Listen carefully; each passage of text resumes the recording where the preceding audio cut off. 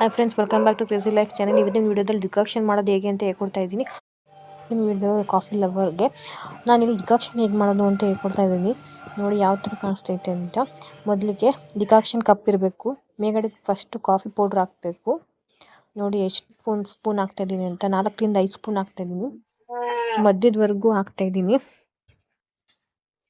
4 ರಿಂದ 5 ಸ್ಪೂನ್ ಹಾಕ್ತಾಯಿದ್ದೀನಿ. ಈ ಡಿಕಾಕ್ಷನ್ ಪೌಡ್ರ್ ಅಂತಲೇ ಸಿಕ್ಕುತ್ತೆ ಅಂಗಡೀಲಿ, ಅದನ್ನ ಯೂಸ್ ಮಾಡ್ತಾಯಿದ್ದೀನಿ. ನಾನು ಪ್ಯೂರ್ ಯೂಸ್ ಮಾಡ್ತಿರೋದು. ನಾನು ಡೈರೆಕ್ಟ್ ಮಡಿಕೇರಿಯಿಂದನೇ ಬರೋದು ಇದು ಕಾಫಿ ಪೌಡ್ರು, ನಮ್ಮ ಅತ್ತೆ ಮನೆಯಿಂದನೇ.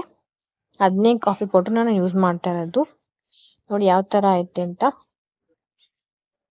ನಾನು 4 ರಿಂದ 5 ಸ್ಪೂನ್ ಹಾಕಿ ತೋರಿಸ್ತಾ ಇದ್ದೀನಿ ನೋಡಿ. ಒಂದು 2 ರಿಂದ 3 ಇಂಚು ಅರ್ಧ ತುಂಬಬೇಕು. ಅದಕ್ಕೆ ಉಪ್ಪು ಹಾಕ್ತಾಯಿದ್ದೀನಿ. ತಿಕ್ನೆಸ್ಗೋಸ್ಕರ ಉಪ್ಪು ಹಾಕ್ತಿದ್ದೀನಿ.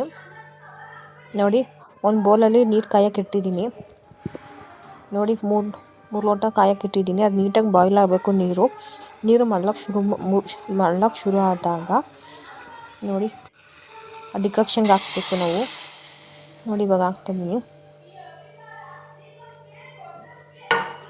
ನೋಡಿ ಕ್ಯಾಪ್ ಮುನ್ನ ನೀಟಾಗಿ ಮುಚ್ಚಬೇಕು. ಡಿಕಾಕ್ಷನ್ ಎಲ್ಲ ಕೆಳಗಡೆ ಬಿದ್ದಿರುತ್ತೆ. ಇವಾಗ ನೋಡಿ ತೋರಿಸ್ತೀನಿ. ಈಗ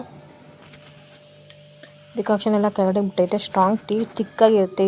ಇದು ಡಿಕಾಕ್ಷನ್ ತುಂಬ ತಿಕ್ಕಾಗಿರುತ್ತೆ. ನೋಡಿ ಯಾವ ಥರ ಬಿದ್ದೈತೆ ಅಂತ. Strong tea decoction ready. Thanks for watching guys. Do subscribe to Crazy Life channel.